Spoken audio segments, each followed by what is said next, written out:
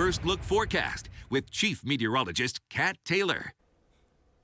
Kat, it doesn't seem like that long ago when this impending storm was way out in the Pacific Ocean. Yeah, you know, it traveled a long ways from where it was yesterday night in the Pacific Ocean to now. It's moving over the Rocky Mountains and into South Dakota already this evening.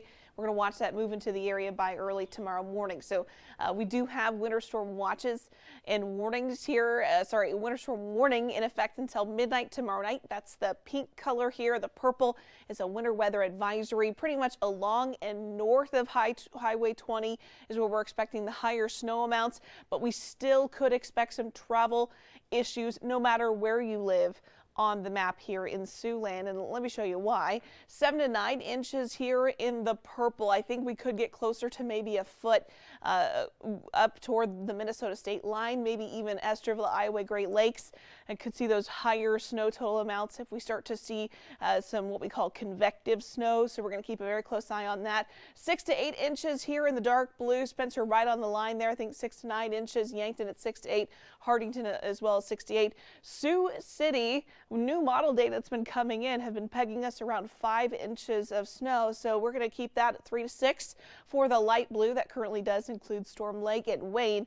Norfolk, Denison, Tecama, Sac City, 1 to 3 inches, but it's this circle here in southeastern Siouxland where we could see a light glaze of ice and maybe even a little bit of accumulating sleet. So we are going to have a mixed bag of winter weather here with this. You can see this massive storm that is going to be moving through as we head into tomorrow. We're already seeing a little bit of snow trying to sneak into Yankton County this evening, although a lot of that's probably not quite making it to the ground yet. By 7 a.m. tomorrow, we have a little bit of snow coming down from Yankton up to Sioux Center, Sibley, Estherville, and then closer to lunchtime, we'll see that expand farther to the south. And you can see that's when we're expecting that rain, wintry mix, freezing rain to begin there for our far southeastern counties. Now, just after lunchtime, that's when the snow gets really heavy. We could see snow rates at 1 to 2 inches per hour, so that's very heavy snow. That's going to create visibility issues as well. That will continue through about 9:30, 10 o'clock, and then we see things start to taper off as we head into midnight and after midnight. So right now the timing, snow could start as early as 5 a.m., although for Sioux City I think we're going to be closer to about noon before the snow begins. Heaviest snow begins very quickly after that, 1 p.m. to about 7 or 8 with that heaviest snow.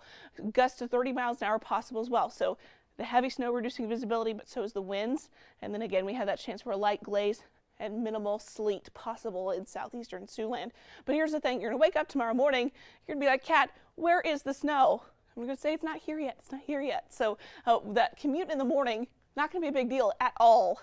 But on your way home, you got that heavy snow, those wind gusts, reduced visibilities. This is where we're expecting travel problems. So be very careful on your way home from work and school tomorrow.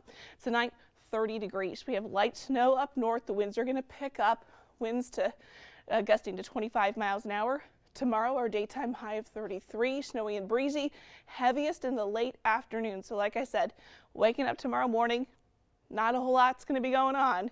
It's going to happen after lunchtime. So temperature tomorrow, we have our high early in the day, and then we get colder into the afternoon and evening. That's why we will see some of those snow rates increase into the afternoon as well. We're going to stay cold on Saturday, melting that snow on Sunday, 50 by Tuesday, and believe it or not, we have thunderstorms possible with a high of 68 by Wednesday. Meteorologist Kat Taylor. Kat, I got to tell you, the coming home from dinner back to work was quite a bit worse than going really from work was. to dinner. Yeah.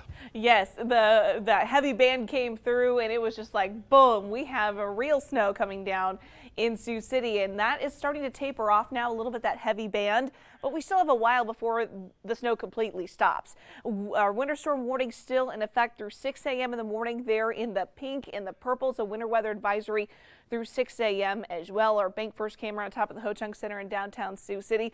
We're losing the really big flakes that were nickel to quarter size, but we're still seeing plenty of reduced visibility, lots of wind, still blowing that snow around, and it will for a little while longer. Now, some of these reports are hours old, came in at 3 p.m. Some of these came in just recently.